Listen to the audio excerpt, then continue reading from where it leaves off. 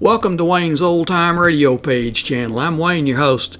These programs are brought to you by support of our listeners. You can give your support at Patreon or PayPal, either one. There's clickable links in the description below. Thanks for your support and enjoy the shows.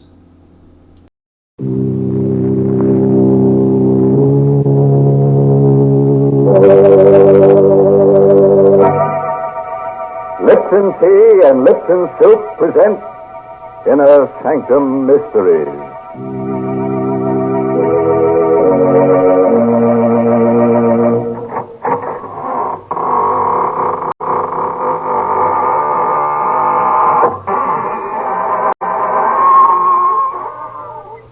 Good evening, friends of the Inner Sanctum. Inner Sanctum. And through the squeaking door. Did you miss her? You know, we haven't been around to haunt you these last 8 weeks. Yes, that's right. Death takes a vacation. Where have we been? Oh, we spent our vacation in a nice cool place. Underground. Of course we missed your smiling faces, but where we were... Yes, they couldn't help it. They were grinning skulls. Too bad you couldn't all come along. Good evening, Mr. Host. Well, hello, Bennett. Say, Mary, on my vacation, I met someone who had something very nice to say about Lipton tea. Yes, it was a ghost. And he said the flavor of Lipton's was out of this world. I suppose you think that's a real testimonial. But of course. Well, I can tell you that Lipton's isn't looking for such compliments. What pleases them is the fact that more real people drink Lipton tea than any other brand. And what's more, they drink it all year round. Now, lots of folks are enjoying Lipton's as an iced beverage because it certainly makes a cold meal taste better. Yes, and Lipton's between meals, too. It's a welcoming, refreshing drink to serve when your guests drop in at your house. You see, Lipton tea has that famous brisk flavor. Now, that word brisk, B-R-I-S, means that Lipton's always tastes fresh and full-bodied, never flat or wishy-washy. So get acquainted with Lipton's real soon, won't you, folks? Yes, and if you'd like to get acquainted with murder real soon, then listen to Dead Man's Deal. It's an original radio play by that chillmaster, Emil Tepperman. And our star tonight is Larry Haines, who plays the role of Joe Lester. Happened to Joe Lester. He was really a small-time gambler who had no business in that big-time game with Barney Flood and Dan Kilmer and Nick Zapparetti and the others. But it's really Lester's story. So here he is to tell it to you. I guess it was the biggest poker game I ever took a hand in. It was in Barney Flood's roll. 327. The Brandon. They were all big shots. I had to play a careful game. I only had about $3,000, and if I didn't nurse it, a single deal could wipe me out. What's the matter, Lester? Playing kind of tight, aren't you? Whatever, Barney. Man's entitled to play his own game, isn't he? Sure. Maybe you don't belong in this one. You need guts for this game. You tell him, Dan. He doesn't know what guts are, Barney. Now listen, you. Don't try to get tough, Lester. It wouldn't be healthy. Lester thought me, Dan. So because I took his girl away from him. Aren't you, Lester? Suppose we leave. If she prefers you, that's okay with me. That's mighty big of you, Lester. That's why I hated Barney Flood. He'd taken Louise away from me. And Louise was the only thing in the world I loved. And what was worse, Barney Flood and his man Dan Kilmer were laughing at me because they knew I didn't have to do anything about it. And then it came. The hand I'd been waiting for. Dan Kilmer was dealing. Barney Flood opened blind. I opened for 1,000. I dropped. That's me. The others all dropped out. But when I picked up my 5 cards, I found I had 3 aces. Just Barney Flood and me. And me with a strong hand before the buy. Now I'd show him who had guts. I counted out $2,000 in $100 bills and shoved them out on the table. I see you, Barney.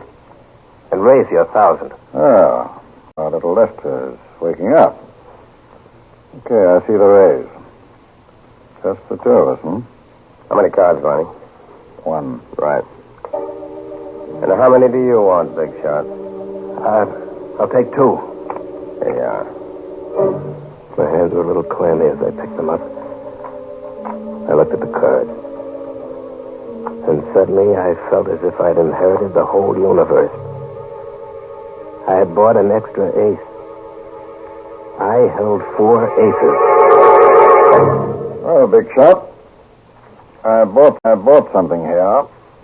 I think it's the winning hand. I'm going to bet the works. Here. All the cash I have with me. 90 grand. 90 grand. I felt the sweat on my hands as I watched him people. 90 grand he was betting. And I had him beat with my 4 aces. But I couldn't see his bet. All I had was about $1,000. Come on, Big Shot. What are you waiting for? You know I haven't got that much money. You shouldn't be playing in this game, Kinhorn. You're taking advantage of me, Barney. You're trying to show me up. You know I have to drop out even with a better hand. Oh, so you think you have a better hand, eh? Make the bet inside my limit, and you'll see. All right, Lester. See what kind of a gambler you really are. Here. I'll withdraw this 90 grand bet. I'll make another kind of bet. A bet you can see. If you have the guts. Well, the bet. I'll bet my life against your life. The man who loses this deal agrees to commit suicide. For a full minute after Barney Flood made his proposition, the room was so quiet you could hear a pin drop. Barney Flood and I sat facing each other across the table, our closed cards in our hands. These were the biggest stakes men had ever played for. A life against a life. Frightened by it, they wanted no part of it. One by one, they made lame excuses and faded from the room. Only Dan Kilmer was left with Barney and me. Look, Barney, why should you risk your life against this punk's life? This is the way it's going to be, Dan. Lester hates me. Don't you, Lester? Yes, Barney. I hate you. You see, Dan, he hates me. He hates me because deep down inside of him, he knows he isn't as good as I am. This is the showdown. One of us walks out of this room alive. The loser stays here with a bullet in his brain. Is that okay with you, Lester? Yeah. It's okay with me, but I don't want Dan in the room. It's just between you and me. Let him go out before we uncover our cards. All right. Well, listen, boss. You heard him, Dan. Just the two of us. Okay. Leave your gun here on the table, Dan. I don't like... Do as I say. Okay. Thanks. Now go down to the lobby and wait. So long. I'll be waiting in the lobby. Okay, Lester. There's no backing out now. We'll open our hands. The loser picks up that gun and blows his brains out. This was the minute I'd been waiting for. My lips were dry. I wet them with my tongue. Now, at last, I had Barney Flood exactly where I wanted him. Okay, Barney. Read them and weep. 1 ace, 2 aces, 3 aces, 4 aces. How do you like them, Barney? 4 aces, huh? I kept my eyes on Barney. I wanted to milk the last drop of satisfaction out of that moment. But he was a born gambler. His face didn't show a thing. He sighed, and slowly he began to turn over his own cards. 3 of hearts, 4 of hearts, 5 of hearts, 6 of hearts, 7 of hearts. A straight flush. Well, Lester.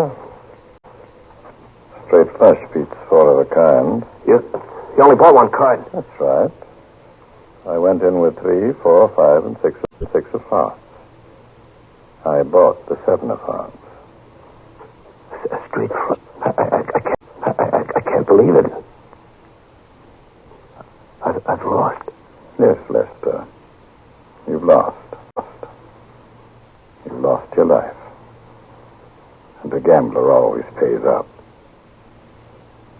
Here's the gun, Lester. Go ahead. The gambler always... I curled my finger around the trigger. I stood up and leaned across the table. I pointed the gun at Barney Flood and I shot him in the head. Now I had to work fast and carefully. I had it all figured out. When I shot Barney, I leaned over the table for the barrel of the gun. There were powder burns on his temple around the wound. I wiped my fingerprints off the gun and pressed Barney's hand around the barrel. Next, I turned my attention to the card table. This was important. I left my 4 aces intact where I laid them out. But I changed Barney's hand slightly. I removed the 7 of hearts, replaced it in the deck, and riffled through till I found the 7 of diamonds. I substituted this for the 7 of hearts. Now Barney's hand was no longer a straight flush. It was an ordinary straight. And my 4 aces were better.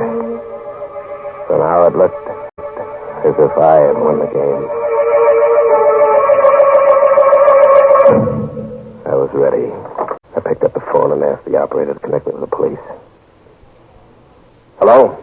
Police headquarters? This is Joe Lester. I'm in room 327 at the Brandon Hotel.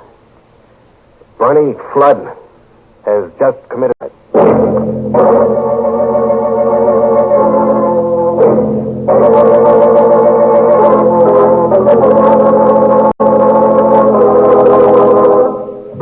Well, it looks as if Lester has carefully set the stage for foul play. He has to be careful if he wants people to believe that Barney has committed suicide. Because that's the last thing in the world a man would do. How about it, Mary? What side are you betting on? I'll give you odds that Lester isn't caught. Why, you know very well that I don't bet. Oh, come on, Mary. I'll tell you what. I'll bet you my Sunday shroud against a package of Lipton tea. Oh, my gracious, I never know what you're going to say next. But I still don't believe in gambling. And, folks, if you feel the same way about it, then I know you'll like Lipton tea, because you can always be sure of its flavor. Describe that flavor by saying it's brisk. B-R-I-S-K. And brisk flavor means that Lipton's always tastes fresh and vigorous, never flat or insipid. Lipton's is a real experience in tea drinking. That's why I always say that you don't know how good tea can be till you know how good Lipton's is. And now, let's go back to Joe Lester. Let's see if his airtight scheme to make Barney Flood's murder look like suicide goes over with the police. Yes, and let's hope it's not so airtight that it leaves him dangling in air at the end of a hangman's noose. There's told the same story. How Barney Flood had proposed a suicide bet, and how they'd all cleared out. Inspector Larkin dismissed them all, leaving only Dan Kilmer and myself in the office with him and the stenographer. Ah. Yes, Inspector. You're Barney Flood's right-hand man? Well, you know I have a private detective's license. Barney paid me to be his bodyguard. You worked for Barney a long time? That's right. Mister says you left your gun on the table. Is that right? That's right. Then I went out.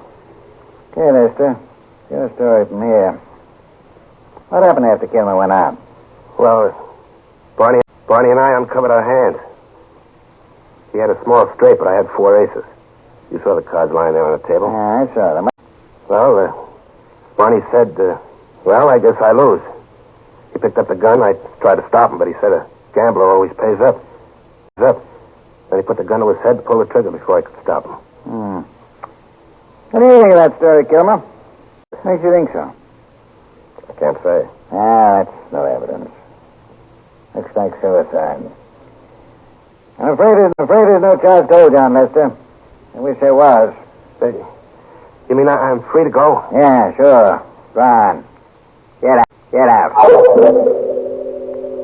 Dan Kilmer gave me a dirty look, but I only grinned at him. I got up and went to the door.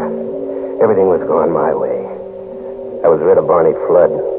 I'd committed the perfect murder. And now I was free to go to Louise.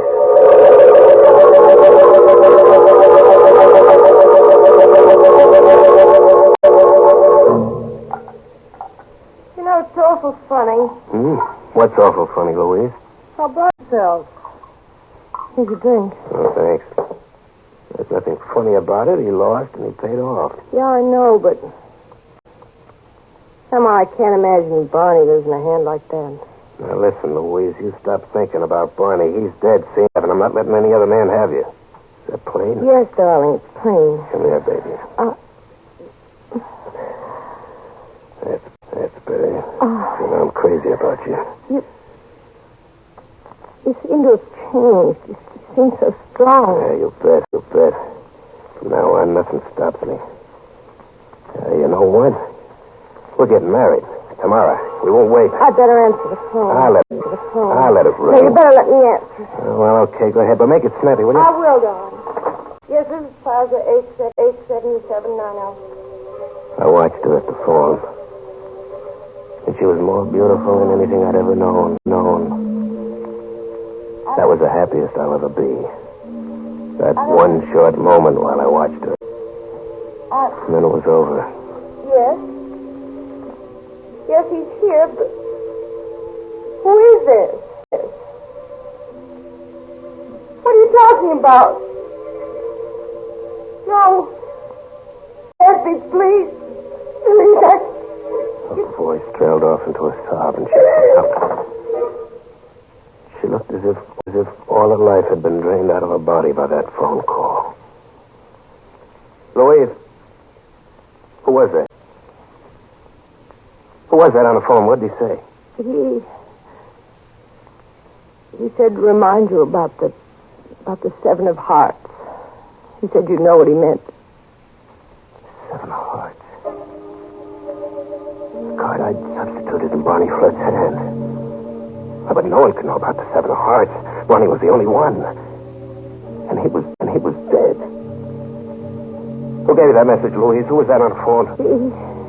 He didn't give his name, but I recognized the voice. Louise, for heaven's sake, tell me who it was. I can't believe it, but I swear it was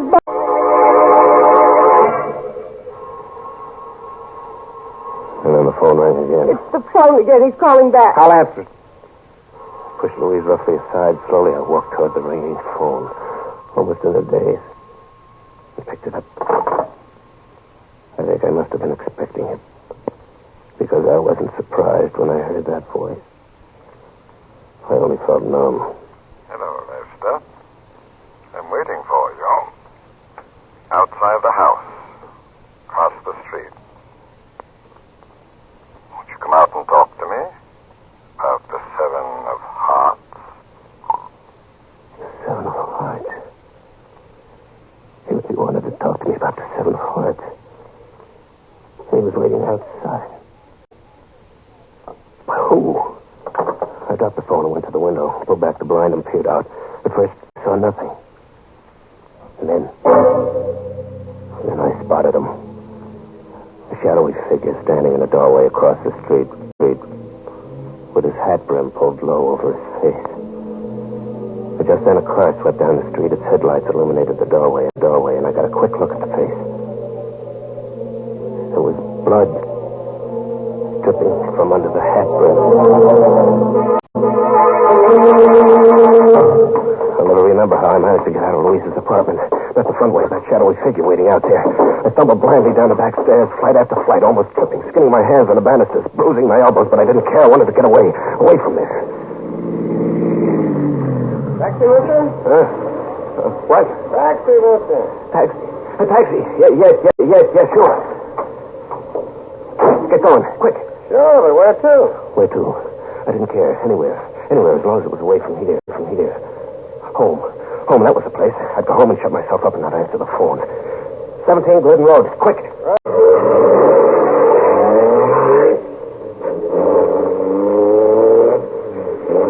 I heaved a sigh of relief as we pulled away. Out of pure instinct, I suppose, I looked out the rear window.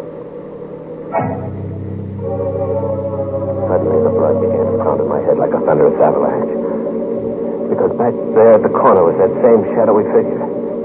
Getting into another cab. Pointing after my taxi. Faster, driver. You gotta go faster. Hey, what's wrong, mister? Look, that cab behind us. $20 if you lose it. What cab? That one, you fool. The cab behind us. One of us must be nuts. Or maybe you had a couple too many. There isn't any cab behind us. I turned around and looked again. But right. The street was empty as far back as I could see.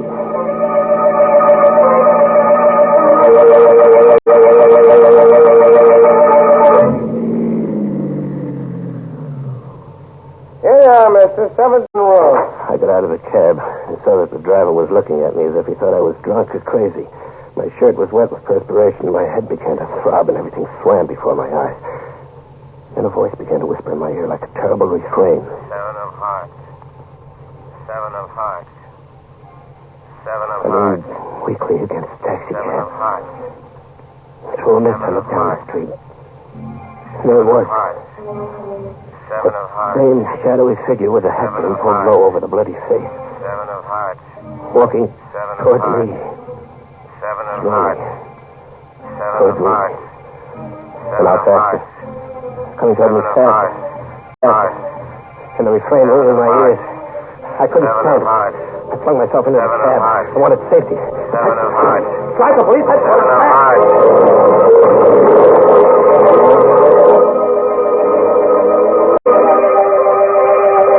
Police headquarters. I burst into Inspector Larkin's office. He was in there talking to Dan Kilmer. What's the idea of barging in here, Lester? Talk to you, Inspector. What's wrong, big shot? You look all broken You up. keep out of this, Dan. I've come to see the inspector. What do you want? I want protection. You got to protect me. Protect against whom? Against Barney Flood. He's come back. It's a gag. No, it's no gag. That guy's gone nuts. No, I tell you, Barney Flood's come back. At first I thought it was the phony. But now I'm sure it's Barney Flood. How do you know it's Barney Flood? Because... I stopped short. I'd almost said too much. I couldn't tell him about the 7 of Hearts. Tell him, well, I was sure it couldn't be anybody else but Barney Flood. Get out of here, Lester. I've got no time to waste. But you've got to assign an officer to protect me. I'm afraid to go home. Look, Lester, I think you're going nuts the way Dan says. When I signed that officer to you, everybdy'd say I was going nuts, too. Signing a cop to protect a man against a... I insist. Get out! Look, Dan, will you help me? What? Oh, me? What? You're not working now, are you? No, I lost my job when Barney died. Well, look, how about a job? Working for me. Protecting me, huh? Against the ghost? Against Barney Flood's ghost? Well, what do you care as long as I pay you? Okay, Lester. You've hired me. Good. Come on, then. Come home with me. I want you to sit up with me all night, huh? Dan Kilmer came home with me. And we sat up, whiling the time away, playing two-handed poker. My deal, Lester. Yeah, sure. So you're really scared? Don't laugh at me, Dan. You'll be scared, too. You'd seen what I saw. You mean, like the guy with the blood on his face? How'd you know about that? And the telephone call about the 7 of Hearts? The 7 of... That stuff would sort of get you on edge. What do you mean? I mean that I'm the one that planted that man outside Louise's apartment. That was me on the telephone. You? Sure. That cab driver was my man, too. I had him planted out in back of Louise's house. He was waiting for her to come out the back way. You see, Lester, I had you figured right. Every move. You did all that? What was the idea? Yeah. Like this. Afraid of your own shadow. What? What for? Come on, pick him up. Picked up the cards. I stared at them. It was 4 aces. The same hand I'd held with Barney Flood. How would you like to make a little bet on your hand, Lester? Against mine. Say, your life against... What do you mean? Don't you get it yet? Here, I'll turn my cards over for you. See? 3 of hearts, 4 of hearts, 5 of hearts, 6 of... and the 7 of hearts. You see, Lester, my hand does have the 7 of hearts in it. So did Barney Flood. Before you took it out. How do you know about the 7 Hearts? For a long time, Dan Kilmer didn't say anything. He just sat there, looking at me. Then he got up, took out his gun, laid it on the table. Then he went to the door. How did I know about the 7 of Hearts? You see, Lester, I dealt the other hand, too.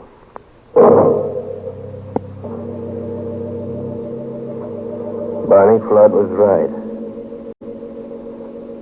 A gambler must always pay up. The gun is on the table. And now, I'm ready too.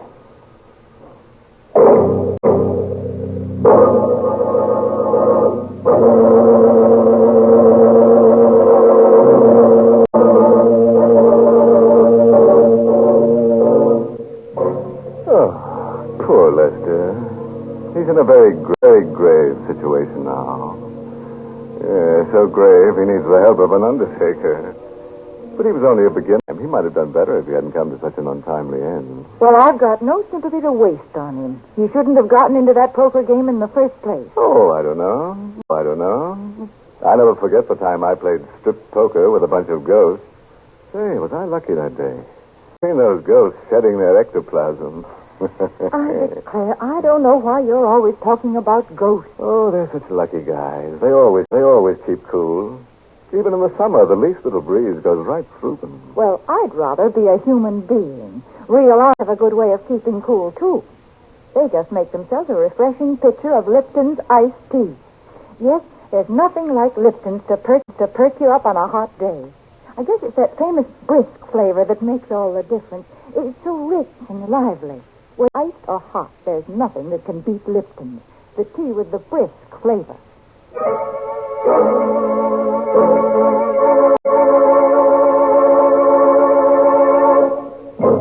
And now a word of advice. You can't afford death because the loser never gets a chance to stage a comeback. And what's more, friends, if all the corpses on this program were laid end to end, they'd be a lot more comfortable. Oh, by the way, the Sanctum mystery novel is Puzzle for Wanton by Patrick Quentin. Yes, and next week's Inner Sanctum story, directed by Hyman Brown, and brought to you by Lipton Tea and Lipton Soup. Next week's story is going to blow the tubes. No. It's about a beautiful woman who marries a dead man. Now, there's an unusual romance. And this graveyard Romeo has second sight and always knows who's going to be murdered next. Well, of course he's got second sight. He lost his first sight when he died. See? Now it's time to close the squeaking door until next Tuesday. So, good night. Pleasant dreams.